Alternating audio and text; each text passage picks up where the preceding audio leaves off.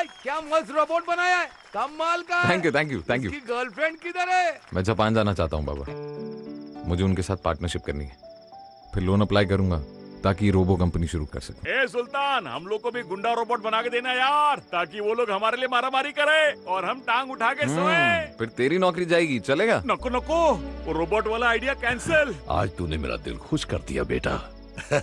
भैया जी बड़ा इन सब ने किया है और क्रेडिट आप ले रहे हैं। सुल्तान भाई पार्टी चाहिए। मैं तेरे को पहले ही बोला हूँ, जब तक सुल्तान भाई इधर है मैं तेरे को मिलने नहीं आने वाला। ये बच्चे, हमने जो पिज्जा ऑर्डर किया था आ गया, ये गिन के लेना, उसके बाद पैसे देना। आज तेरी माँ होती तो तुझे देखकर कितना खुश होती। वो हमेशा कहती थी भैया जी, पापा,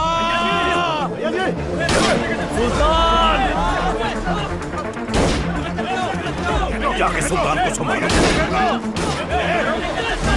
भैया जी आप चिंता मत करो, हम संभाल लेंगे। यहाँ से चलो। संभाल के अंदर ले जाओ, इनमें से कोई बचना नहीं चाहिए।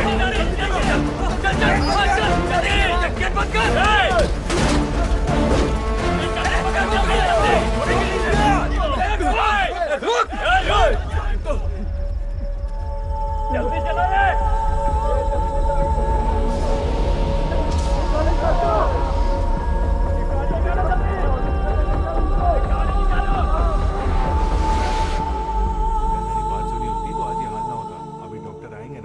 मेरे को स्पॉट पे होना मांगता था।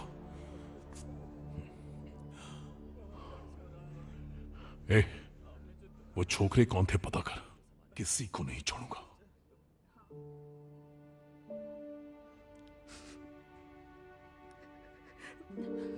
माँ रो मत माँ, भैया को कुछ नहीं होगा।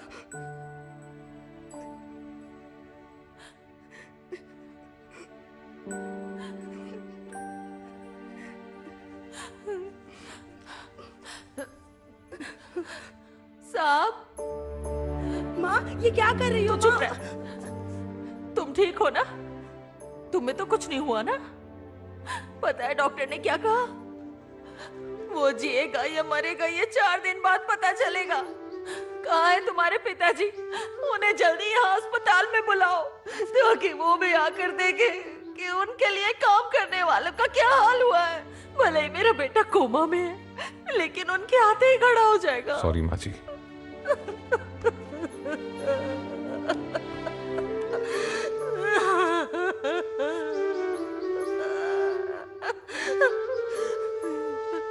तुम्हारे पिताजी ने तुम्हें गुंडा नहीं बनाया, तुम्हारे हाथ में तलवार देकर किसी की गर्दन नहीं कटवाई, तुम्हें तो इस सब से दूर रखा, पर दूसरों के बच्चों को नर्क की आग में झोंक दिया। तुम्हारे लिए तो लूट का माल जमा करके रखा होगा, पर इस पाप की कमाई से तो सुखी नहीं रह सकता। भुगतेगा तू।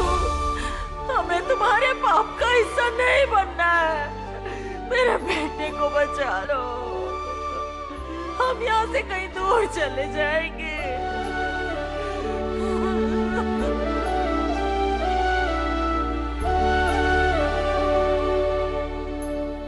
भैया जी वो पिज्जा वाले का इंक्वायरी किया मैंने, डिलीवरी वाले छोकरे उनके नहीं थे, लेकिन जिसने भी उनको भेजा था ना वो अपने को जानता है। आप टेंशन मत लो, वो जो भी है ढूंढ के ठोक दूंगा।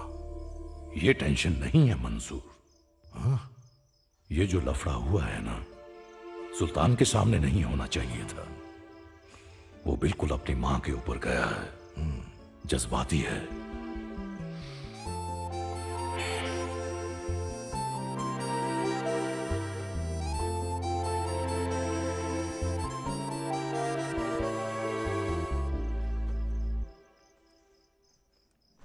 क्या बेटे, तू तो 1 हफ्ते के लिए आया था, इतनी जल्दी जा रहा है?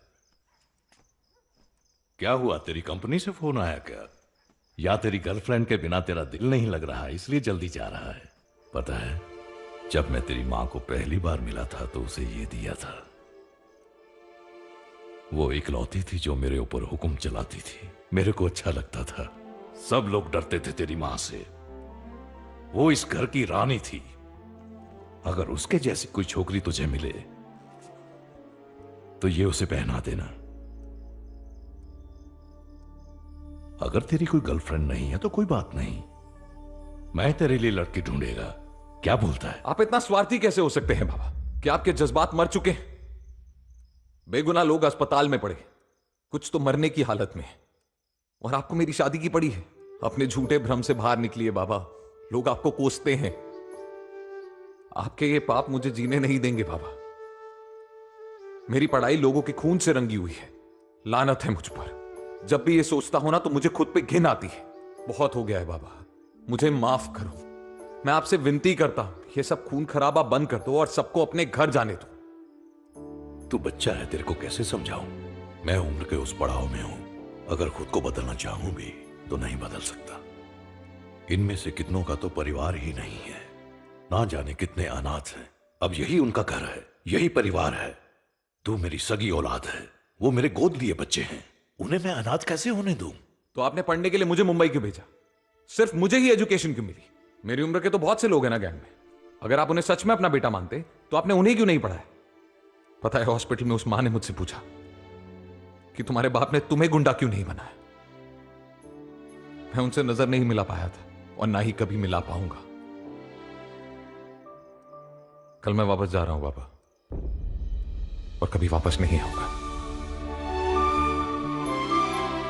बेटा,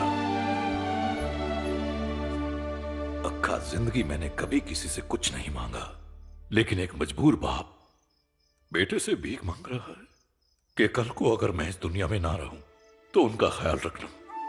तुम्हारी नजर में वो गुंडे मवाली हैं, लेकिन तुम्हें सुल्तान सुल्तान कहते उनकी जुबान नहीं थकती। कल उनके ऊपर कोई मुसीबत आन पड़े तो उनका सहारा बनना। मुझे और कुछ नहीं चाहिए।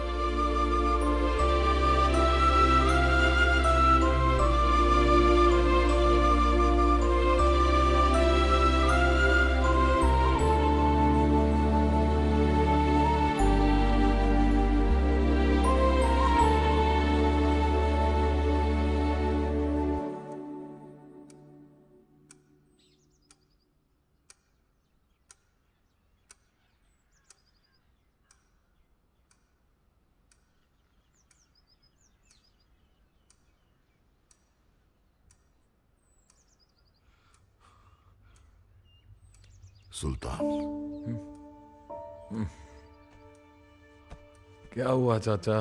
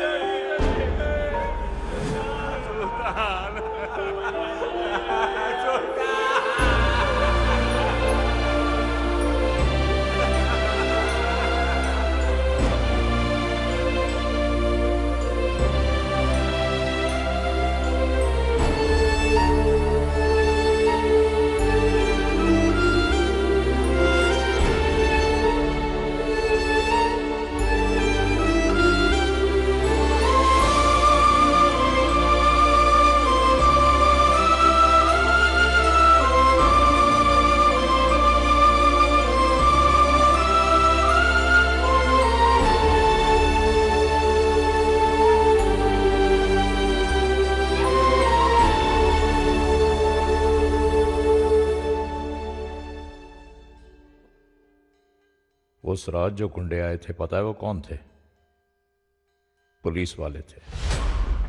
और जिसने ये शूट के ऑर्डर दिए वो नया कमिश्नर मानिकवेल है। हाँ सुल्तान, तुम्हारे पिता उसके टारगेट थे, पर अब वो नहीं रहे, इसलिए अब वो उनकी गैंग को खत्म करना चाहता है, वो भी 10 दिन के अंदर। पांड्य, रॉकी, अपलव, शपलव, समर्रा, अप्पू, कलायन, माइकल, मंसूर, इनमें से कोई भी सेतुपति भैया जी की जगह नहीं लेना चाहिए। ठोक डालो सबको, शहर की गंदगी साफ कर दो।